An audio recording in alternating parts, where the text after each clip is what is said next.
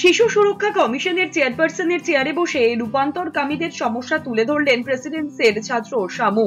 মাত্র একদিনের জন্য তাকে চেয়ারপারসনের দায়িত্ব তুলে দিয়েছিলেন শিশু অধিকার এবং সুরক্ষা কমিশনের চেয়ারপারসন তুলিকা দাস।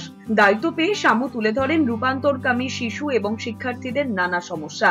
তিনি বলেন, রূপান্তরকামী শিশু ও শিক্ষার্থীদের জন্য সমাজের সব স্তরে একটি অনুকূল পরিবেশ নিশ্চিত করা প্রয়োজন ও স্কুল, কলেজ, বিশ্ববিদ্যালয়, ছাত্র, শিক্ষক এবং কর্তৃপক্ষদের সঙ্গে একটি আলাপচারিতার প্রয়োজন। পাশাপাশি তিনি বলেন, রূপান্তরকামীদের মানসিক স্বাস্থ্যের উপরে জোর দেওয়া উচিত। শিশু অধিকার সুরক্ষা কমিশনের চেয়ারপারসন তুলিকা দাস জানিয়েছেন, শামুর জানানো আবেদন জানাবেন রাজ্য মহিলা ও শিশু উন্নয়ন মন্ত্রী শশী পাঁজাকে।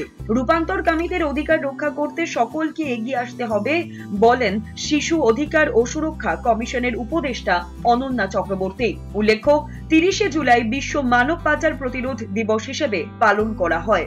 আজকের দিনটা তো world day against trafficking in persons. সেই জায়গা থেকে আমরা ইস্যুগুলো খুঁজে বের করার চেষ্টা করি যে হু আর প্রোন টু দ্যাট। হ্যাঁ, সেখানে আমাদের পরপর এটা পঞ্চম বছর, 5th ইয়ার আর কি, পঞ্চম বর্ষ। তো সেই জায়গা থেকে আমরা দেখছিলাম যে ট্রান্স যারা পার্সন তাদেরও কিন্তু প্রচণ্ড ওই চাইল্ডহুডে প্রচণ্ড একটা রিস্ক থাকে, ভালনারেবিলিটি থাকে যে ট্রাফিক হয়ে যাওয়ার। ট্রান্সজেন্ডার ইস্যুটা এখনো পর্যন্ত তো সমাজের সর্বস্তরে আলোচিত নয়, জানা নেই ব্যাপারটা, অনেকটাই ভুল জানা রয়েছে এই বিষয়টা নিয়ে।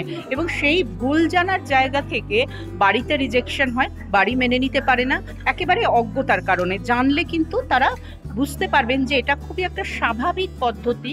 যে লিঙ্গের কথা আমরা বলি, যে দুটি লিঙ্গ আমরা সমাজ আমাদের শিখিয়েছে বা আমরা শিখেছি, তা নয়, তার বাইরেও আছে। হ্যাঁ, পুরুষ নারী, এই পুরুষ নারী, এই যে বাইনারি, এর বিয়ন্ড দিস, এটাকে অতিক্রম করে আমাদের ভাবতে হবে। সেটাই জীবনের কথা এবং সেটাই সত্য আজকের দিনে দাঁড়িয়ে। হ্যাঁ, বহুদিন থেকে ছিল, কিন্তু মানুষের অধিকার যেমনভাবে প্রতিষ্ঠিত হচ্ছে, শিশুদের অধিকার যেমনভাবে প্রতিষ্ঠিত হচ্ছে, সেই তার সাথে পা মিলিয়ে, তার তালে তাল রেখে আমরা যদি মানুষের অধিকারটা বুঝি, তাহলে এটাও বুঝতে হবে যে শুধু পুরুষ আর স্ত্রী নয়, হ্যাঁ, তার বাইরেও কিছু আছে। তো এই জায়গা থেকে আমাদের মনে হয়েছিল যে ট্রান্সজেন্ডার মানুষরা বা শিশুরাও ট্রাফিক হতে পারেন এবং তারা প্রোন, তাদের ভালনারেবিলিটি অনেক বেশি, ঝুঁকিপূর্ণ অবস্থান অনেক বেশি রয়েছে। সেই জায়গা থেকে আজকের আলোচনা, আমাদের সঙ্গে আজকে ট্রান্স ম্যাসকিউলিন একজন পার্সন ছিলেন, যিনি তার অভিজ্ঞতা, তার জার্নিটা বলেছেন, সাথে সাথে অন্যদের জার্নি। মানে একজন যখন ওয়ান ডে চেয়ারপারসন হয়, তখন শুধু তার কথা ইন্ডিভিজুয়াল হিসেবে তো নয়, একটা কমিউনিটি, একটা সেকশনকে তিনি, শিশুদের মধ্যে একটা সেকশনকে তিনি রিপ্রেজেন্ট করেন।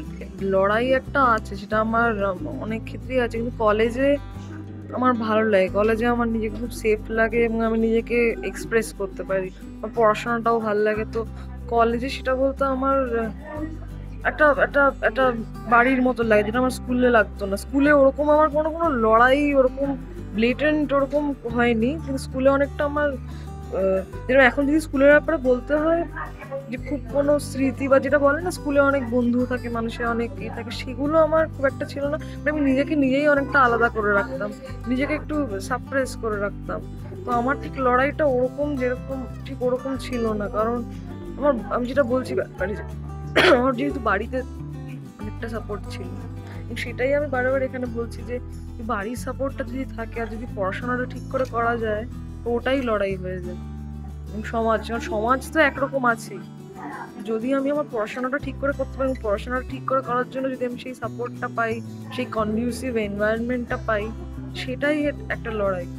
এবং সেটা খুব মানে কষ্টের কথা বা খুব দুঃখের নয়, মানে ওই লড়াইটার একটা মজাও আছে, কারণ আমি এত কিছু শিখছি, জানছি, এবং আমি আমার শিক্ষার থ্রু দিয়ে এই সামাজিক যে চিন্তা ভাবনাগুলোকে, সেগুলোকে চ্যালেঞ্জ করতে পারছি, প্রশ্ন করতে পারছি।